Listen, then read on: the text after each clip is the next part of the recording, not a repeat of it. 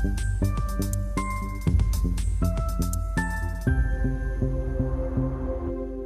there!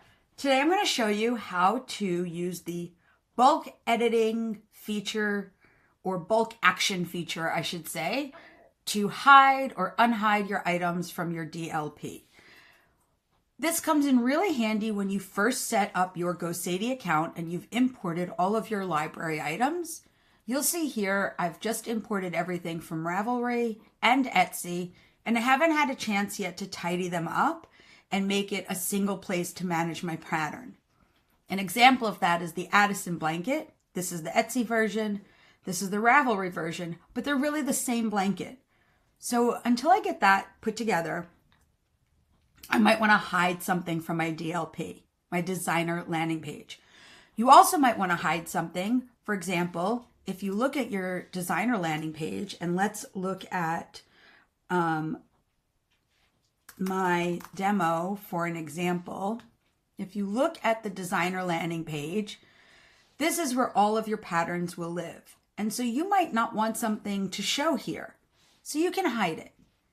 And here's how you do it. You select the item, or you select several items, and you go here and you hide it from your DLP.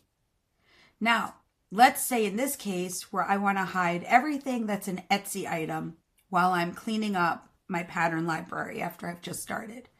So you'll go ahead and you'll hit Filter, Selling Channel, Etsy, and now I'm seeing only the items from Etsy. So I'm going to go ahead and select them.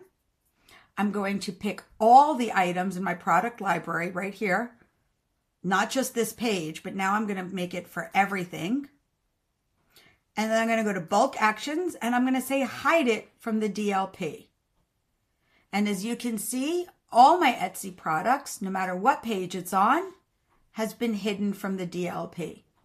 I can also go back quickly with just a couple of taps and unhide. So now they are visible again on the DLP.